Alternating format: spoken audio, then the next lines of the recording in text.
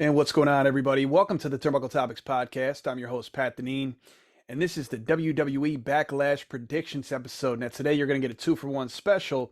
That's right. Since we're in Puerto Rico here, we're going to, well, I'm not, but WWE is. But since they are in Puerto Rico and they were there for Friday Night SmackDown, I'm going to give you 2-for-1. I'm going to give you a full review of Friday Night SmackDown, which is relevant because it leads into most of which what we'll see tonight, and that is WWE Backlash, a 7-match card with 3 titles on the line.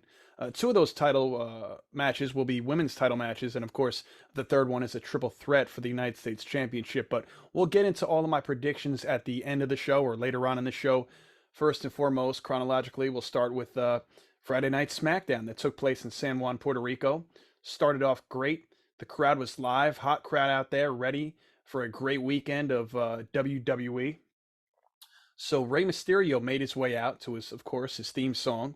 And then shortly thereafter, who came out? None other than the LWO, Santos Escobar, Cruz del Toro, Joaquin Wilde, and of course, the leading lady going up for that SmackDown Women's Championship this weekend, Zelina Vega. I love some Zelina Vega.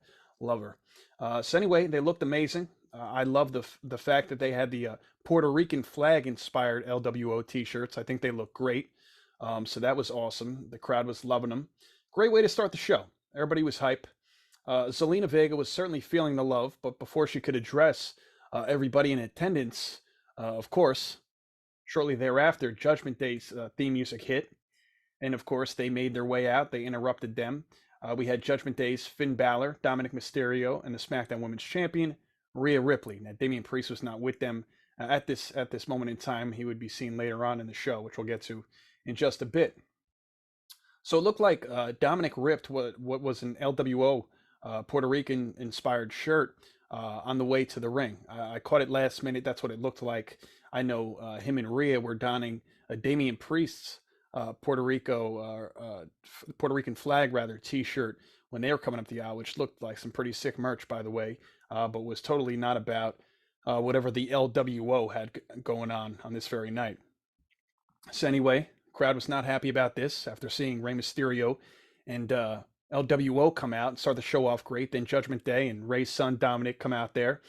Fans booed Dom heavily, as we would expect. He had a hard time getting a word out, as it's pretty much been like that for him for weeks now, all throughout whatever city they're in. And that's great. That is amazing heel heat. As I said in my most recent episode, you cannot put a price on that kind of heel heat. Better than Reigns and MJF combined in the sense of heat that he's getting from a heel standpoint. Although they're great champions, Roman Reigns and MJF, don't get me wrong, as far as being the bad guy, that wasn't a Razor Ramon pun, by the way, but as far as that's being concerned, it's great. It does not get much better. I really hope that Dom is embracing every bit of this heel run with the Judgment Day. It has absolutely worked wonders for him.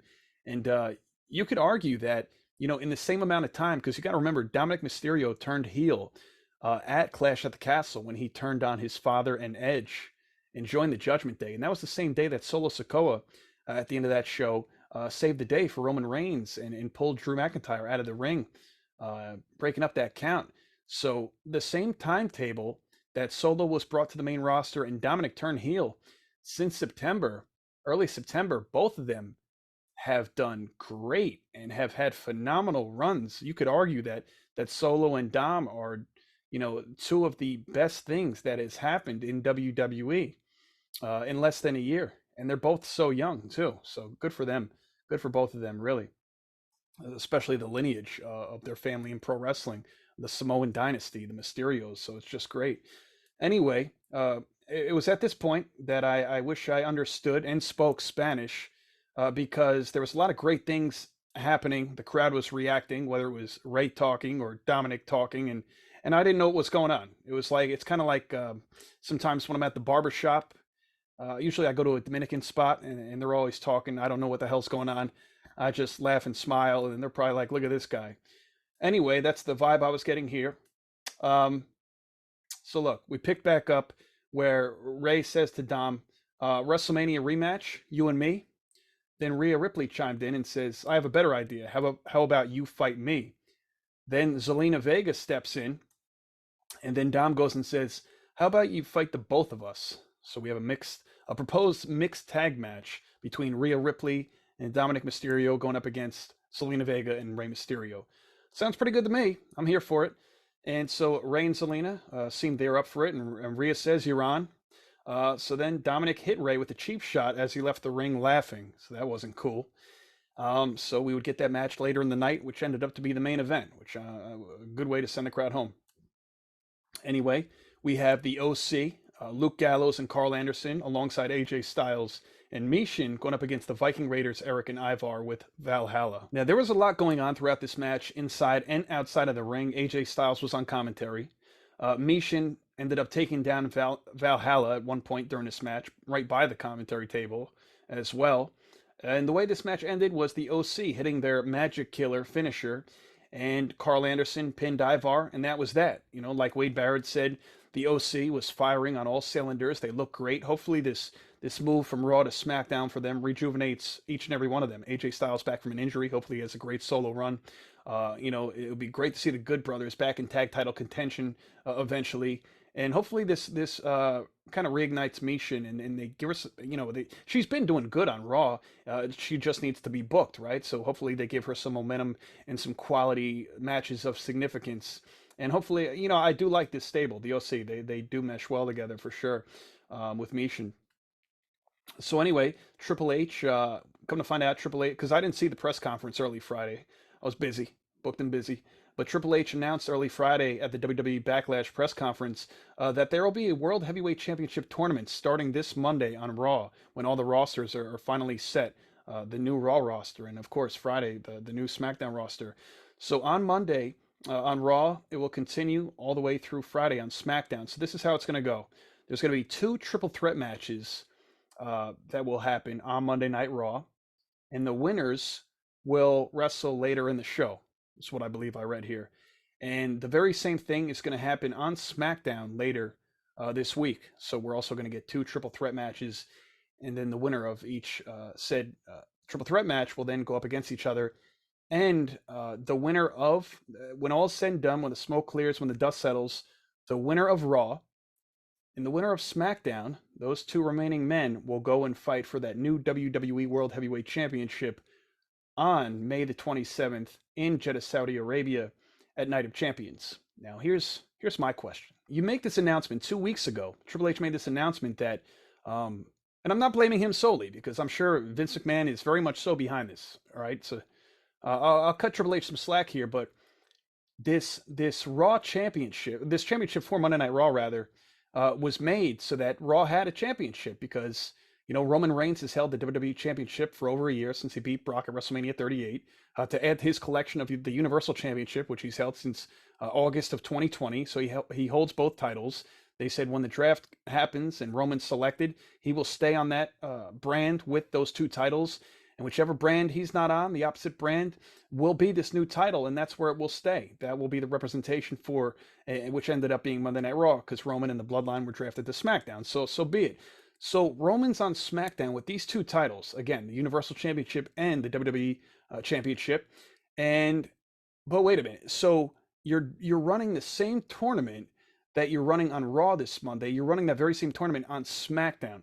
Now, what sense does that make? And look, I'm not here to take any opportunity away from any of these hardworking men that were just drafted to SmackDown.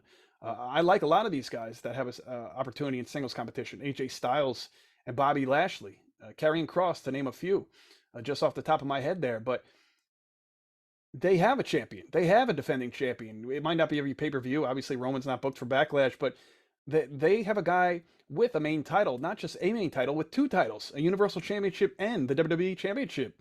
So why are the guys from SmackDown involved in this tournament for a Raw exclusive title? Because if whoever comes out of SmackDown, and then obviously say they go and beat the representative from Raw at Night of Champions, that would mean by default they would have to move over to Raw, and that would defeat the whole purpose of a brand split and a draft. So that's where I'm like, why are they running this tournament on SmackDown? They could have just had a couple of brackets for Raw, and they could have did it over a couple of weeks. And, you know, you got time. It's, you know, here we are. It's May 6th. You got 3 weeks till May 27th at the Night of Champions.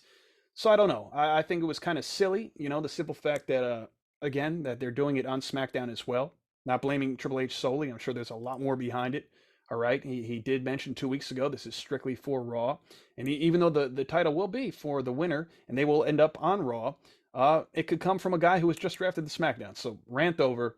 Just silly, just nonsensical, and there's those loopholes again. It's starting already, and we haven't even fully enforced the brand new week with the reset rosters. Anyway, the EST, the Raw Women's Champion, maybe soon to be SmackDown Women's Champion, depending how they do this. Bianca Belair made her way to the ring. Bianca says Io Sky is one of a kind, but she has faced the best of the best, defending her title all over the world. She's always going to show up and show out no matter where Bianca goes, no matter the place, no matter the brand, it does not matter. She goes to say, with a win at Backlash tonight, or well, at the time, tomorrow night, she'll become the longest reigning Raw Women's Champion. She may have said longest reigning Women's Champion, but I believe I read in my notes that that would be just strictly for the Raw title. But got to double back on that. Either way, she'd be making history. But we'll see what happens. Can Io Sky dethrone her? That would be major for a lot of reasons. So she's interrupted by Damage Control. Bayley says she made Bianca on this show, meaning SmackDown back in 2021, where they had a brief feud after Bianca won that SmackDown Women's Championship from Sasha Banks at the time. Bayley said Io will put an end to her title reign in the history that she's about to make. Bayley says Dakota and her feel like becoming the new WWE Women's Tag Team Champions. And by the way, that would make Dakota and Bayley both 3-time tag team champions for each of them individually. Bayley with her 2 runs with Sasha, and obviously Dakota with her 2 most recent runs with Io Sky. So that'd be a fun little fun fact between the 2 of them. And Io and Bianca go face to face, but then is attacked by Damage Control, 3-on-1 attack. But then wait, help is on the way. The WWE Women's Tag Team Champions Liv Morgan and Raquel Rodriguez come out there to even the odds, and that was pretty much that for that segment. Let's hop on over to this next match. So we have another tag team match. Again, we saw the OC take down the Viking Raiders. The Viking Raiders are making their way over to Monday Night Raw now, and the Street Profits are new to SmackDown. I'm sorry, the OC. The OC who defeated the Viking Raiders are new to SmackDown. And by the way, the Street Profits are also new to SmackDown, who came over from Raw. Again, Imperium, this is it for them on SmackDown, and Imperium's going to Raw. Long story short, the Street Profits, Montez Ford and Angelo Dawkins, end up defeating Ludwig Kaiser and Giovanni Vinci. A Montez Ford frog splash to Vinci led to the win. This was a brief match, and I'm noticing a trend. All the new teams on SmackDown, we're making a statement. The OC, the Street Profits, they're really making this competitive here. They're like, we're here now. They both got a win. They both sent these former SmackDown tag teams, the Viking Raiders and Imperium, packing to Raw with a big L. So that's that.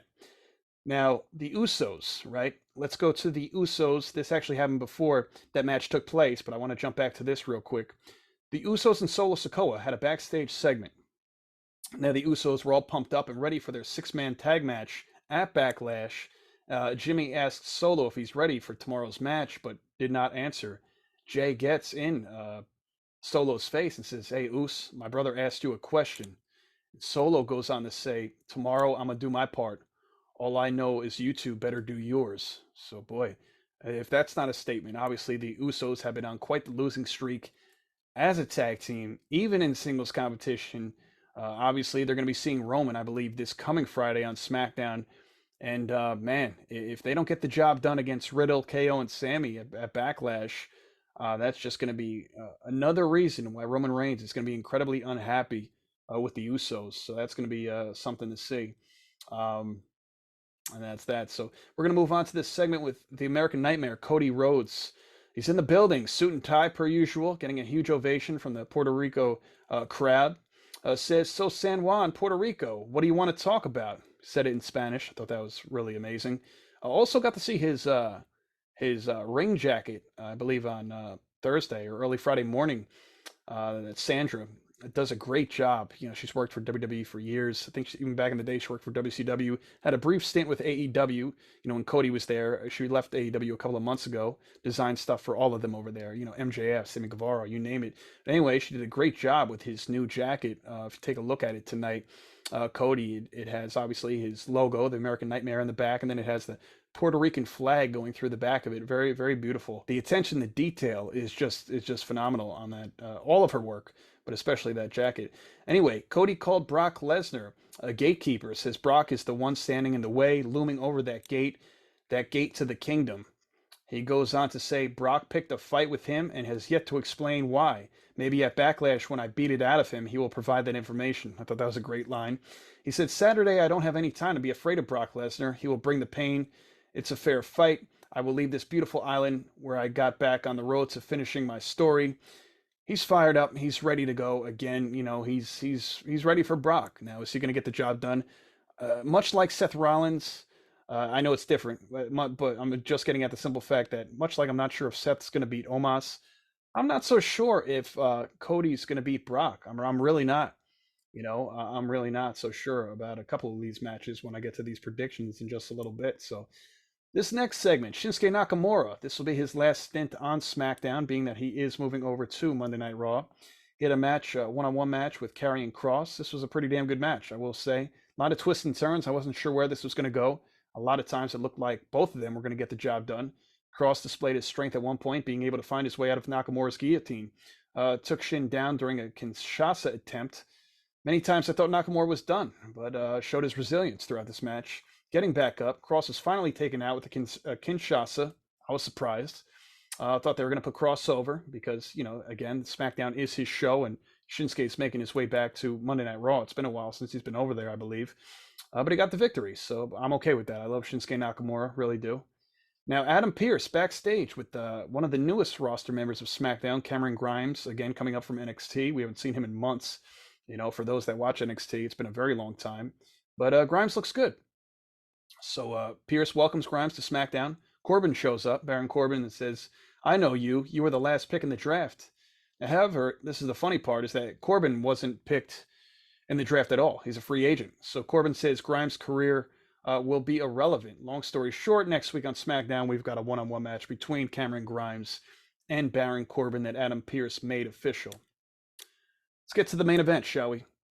Ending the show, the same people we started the show with, Rey Mysterio, Zelina Vega, going up against his son, Dominic Mysterio, and SmackDown Women's Champion again, Rhea Ripley. Fun mixed tag match we had to end the show, leading into Backlash. Now, the way this ended was Rey hooked Dom's shoulders down right before Dominic was about to hit his third of the three amigos on his father to get the win for Rey and Zelina Vega. So that was very, very fun to see that he was that little ode to Eddie Guerrero. He likes to get under Rey's skin all the time, under his father's skin about Eddie, being that Eddie and Rey were so close. And always says he wishes Eddie was his father, Dominic says, to piss Rey off and all that. But Rey got the job done. Fans were happy. However, immediately following this match, there was a 3-on-1 attack where Judgment Day's Finn Balor, Dominic Mysterio, and then Damian Priest showed up, taking it to Rey. It was getting ugly really quick. That was until Bad Bunny's music hit. Crowd popped major. They loved some Bad Bunny. They went wild. He wasn't alone, although he came out with a kendo stick, and all three members of LWO, Santos Escobar, Cruz del Toro, Joaquin Wild. So they were out there. They were on a mission. What a moment. It was really awesome to see. So it looked like at one point that, you know, going up against his opponent for the San Juan Street Fight, it looked like Bad Bunny was going to go right after Damian Priest with that kendo stick. However, he got in there. Damian made his way out. And it looked like Bad Bunny got one or two strikes on Dominic Mysterio before he fled the ring with that kendo stick. I know he didn't leave unscathed at all. So that was a lot of fun. He put on a LWO shirt, the Puerto Rican flag. I really love it. It's beautiful. I love the LWO shirts in general, but really a nice touch being that they're there this weekend. And he threw a shirt to the crowd, threw his on real quick as they went off air. And that was it. Crowd was live. Great audience. Great show. I thought it was a lot of fun, this SmackDown. They tied up a lot of loose ends going into Backlash tonight. And also a lot of, matches that we were not going to be able to see going forward because a lot of these tag teams, namely these tag matches, and even the singles match between Shinsuke and Kross, that we will not see because a lot of those guys are heading to Monday Night Raw. Shinsuke, the Viking Raiders, Imperium, all headed to Raw, but now we got Kross remaining on SmackDown, Profits on SmackDown now in the OC, so a lot of fun stuff going forward. We'll see what happens as this brand split, as if they keep it split, continues. So in just a moment here, we're going to get to these predictions for Backlash. Now, this is the 18th Backlash in the history of WWE. It started, I believe, back in 1999. Fun times. fun times, Attitude Era stuff. And this, again, this is taking place in San Juan, Puerto Rico. This is a 7-match card, 3 titles on the line. Again, 2 women's championship matches, the Raw Women's Championship, the SmackDown Women's Championship, and again, a triple threat match for the United States Championship. So why don't we start off with the 6-man tag team match? We have Matt Riddle, Kevin Owens, and Sami Zayn going up against the Bloodlines, Solo Sikoa, Jey Uso, and Jimmy Uso. Now, I think it's going to be a bad situation for the Bloodline. Again, Roman Reigns is going to return this Friday on SmackDown to address the Bloodline as a whole, probably namely the Usos, because Solo Sikoa has been doing his thing. He's in the good graces of Paul Heyman and such, and seemingly Roman from a distance. But the Usos have been dropping the ball a lot in the eyes of the Tribal Chiefs. So I think somehow the Usos, whether it's miscommunication or what have you, one of the Usos cost them the match. Something happens here. Not sure how it's going to go down, of course, but I think when all is said and done, Riddle, KO, and Sami Zayn get the victory here, so I'm going with them to defeat the Bloodline in this 6-man tag team match. Next up, Cody Rhodes going up against Brock Lesnar. Now, a lot of people have Cody winning this, and as much as I'd like to agree with that, I do want to see Cody win this. I just don't know how he's going to get it done. I really don't. So a lot of people think that, after that loss at WrestleMania 39 for Cody to Roman, for those, the Undisputed Championships, they think that Cody's immediately going to get back on his winning ways. And I'm here to tell you that I don't think it's going to be as quickly as we think, to get back on the path, as he said, to finish the story eventually. I don't think it's as early as Backlash. I think he hits a couple more bumps in the road before things get better. They say it gets worse before it gets better. And I think that's what's exactly going to happen for Cody Rhodes here. So, I can't say I'm 100% confident in my pick, but I'd rather go with Brock here. I do feel more confident going with Brock than Cody for a variety of reasons. So I got Brock Lesnar defeating Cody Rhodes. Next up, singles match for the SmackDown Women's Championship. We got the hometown gal, Zelina Vega, with Rey Mysterio, and then Rhea Ripley will probably be coming out with Dominic Mysterio, the champ. Rhea Ripley, being that she only won a little over a month ago at WrestleMania 39, defeating Charlotte Flair and seeking revenge for her loss at WrestleMania 36 in the Performance Center, losing the NXT Championship at the time. Rhea Ripley is not losing this quick. Just not happening for a variety of reasons. Again, why I see Rhea retaining. As much as I would love Zelina Vega, believe me, just as much as the biggest Zelina fan out there, would love to see her hoist gold over her head in Puerto Rico. That's a dream come true for us fans that support her, and honestly, who likes a good underdog story. And for those that, again, just big time Zelina Vega fans, she's come a long way, really, just from being a valet to actually being taken serious in the women's division, a true threat. So, Zelina, I would love to pick you here, but I gotta go with tried and true. I gotta go with Rhea Ripley. It's just too soon. Next up, singles match. Again, another one I'm struggling with. This card was difficult, believe it or not. Seth freaking Rollins going up against Omos. Now, look, I want to say they're going to make the right decision and have Seth win. Man, but Omos, can Omos afford to lose back-to-back matches? Granted, the first one was Brock, and this is Seth. It's more than legit if Omos loses. But at the same time, Omos is only beating local talent, enhancement talent, jobbers, if you will, on Raw, but not getting it done when it comes to these big-time matches. So eventually they're going to be like, all right, this guy's some big, tall dude, but he can't beat, the best of the best. He's only beating these no-names. So you would think there comes a point where Omos finally gets one over on one of these one household names in WWE. Couldn't do it with Brock. Seth, I could see them doing it to Seth, and man, this is tough. This is tougher than the Cody Brock pick by a long shot. I really hate to go against Seth Rollins. It kind of kills me because I do see him winning that WWE World Heavyweight Championship. That's going to be on Monday Night Raw now, but I'm going to go with Omos. I know it might sound silly. It really might sound silly. And I'm going to go with Omos getting the job done here. I don't know. I think he shocks the world here. I think Omos gets it done. We'll see. Anyway, triple threat match for the WWE United States Championship. Austin Theory defending against Bobby Lashley and Bronson Reed. Now, I don't think Bobby Lashley is going to have another run, at least not right now, as United States Champion. Him and Theory have went back and forth in the past. Now, this feud is more so about Bobby and Bronson right now. They've been having trouble lately, so I think those two might cancel each other out here, and Austin Theory may go on retaining this U.S. title. If it is to change hands, it wouldn't be Lashley. I think it would be Bronson Reed, but I still don't even think that's going to happen just yet. So I'm going to go with Austin Theory retaining his United States Championship, finding a way to get it done. Not sure how, but he will.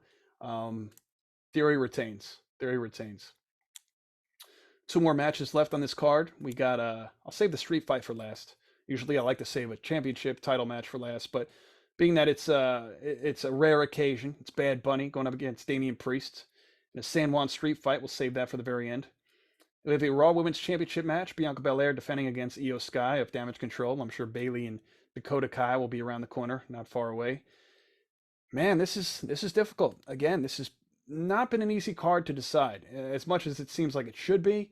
Very plain and simple. There's so many particulars, especially with the draft just happening, and there's just all these particulars. So I want to say, she's on the cusp of history here. Longest Raw Women's Champion, longest reigning champ or whatever, Women's Champion Bianca Belair. You would think the right decision would be to keep her with that Raw Women's Championship. I mean, both of these women are drafted to SmackDown anyway. Would love this for Io Sky, but I'll tell you what: if Io Sky were to beat Bianca here, as much as I'd be happy for Io, I'd be kind of pissed at the same time, because Asuka, who fought Bianca at WrestleMania 39 last month, I think Asuka should have won. That was one of the few losses I had on my WrestleMania card. I had Asuka. I thought Asuka was finally due for a WrestleMania moment. I think she's got a terrible record at WrestleMania. I want to say she's something like 0-5 at Mania. Asuka. I know she lost to Charlotte. Of course, she lost to Rhea 2 years ago, and at minimum, she's lost 3. All right, she's lost 3. But anyway, long story short, I'm gonna go with Bianca Belair retaining. Here, with Omos, I didn't take the safe choice in my opinion. Seth would have been safe, but I was a little bit of a daredevil with Omos, but I'm gonna take the safe choice here and go with Bianca retaining her Raw Women's Championship. And whatever they do with it after that, with her and Rhea, the Raw and SmackDown Women's Championship, so be it. But I think Bianca's going to retain here. Again, would not be upset if Io won, but again, if you're going to have Bianca drop the title, you should have just had it at Mania for a couple of reasons. Asuka is a deserving singles champion for sure to represent the division. And B, Asuka then and there could have finally had her WrestleMania moment, becoming champion, something she's been longing for. She's either not won it there or dropped there. So I think that would have been a nice thing to do for her. Going with Bianca. So let's get to this main event. San Juan Street Fight, right? We got Bad Bunny going up against Damian Priest. Now, when you look at it on paper, Damian Priest should really wipe the floor with Bad Bunny. As talented as Bad Bunny is in the ring, we got to see at WrestleMania 37 2 years ago in Raymond James Stadium in Tampa. We saw Bad Bunny and Damian Priest actually team up against The Miz and Morrison, defeating them in Bad Bunny's first match in WWE and at WrestleMania. Well, technically he was at the Royal Rumble that year, so technically that was his first match prior to, but his first WrestleMania match, we'll say that. Anyway, they went from friends to foes, and again, Damian Priest should win this, but I feel as if they're gonna let the crowd go home happy, and they're gonna find a way for Bad Bunny to get this done. Again, it's a street fight. Anything can go, and as much as that could be used against Bad Bunny, I think somehow here they're going to find a way to use that to his advantage, whether it's even if the Judgment Day does try to get involved or does get involved, the LWO will be trailing behind close to help him out and have his back, whether it's Cruz del Toro or Joaquin Wilder, Santos Escobar. I believe they'll be there to make sure that, if there is any foul play or funny business, that they'll take care of the remaining members of Judgment Day, whether it's Finn Balor or Dominic Mysterio, or if we see a new member of Judgment Day pop up on the scene, which has been rumored that they will be getting an additional member very soon. Could be one of the recent call-ups. A popular name that's going around is JD McDonough, right? Maybe they don't wait till Monday Night Raw or, a week or two from now. Maybe he shows up at Backlash. That could be the reason Damian Priest would win. As much as I wouldn't want to see that from the standpoint of me picking Bad Bunny, if JD McDonough shows up, I could see that being the reason why Damian Priest gets the victory. He essentially does join the Judgment Day going forward. and that'd be pretty cool too. So I wouldn't be mad at that, getting it wrong if that were the case, if that were to happen. So those are my picks. Briefly, go over them real quick. KO, Sami Zayn, and Riddle in the six-man tag. Brock Lesnar, Rhea Ripley, Omos. Yes, you heard correctly. Seth, I am sorry. I do have you winning the World Championship on Raw, but this match, I think they're gonna do something crazy to you from a booking standpoint and go with Omos.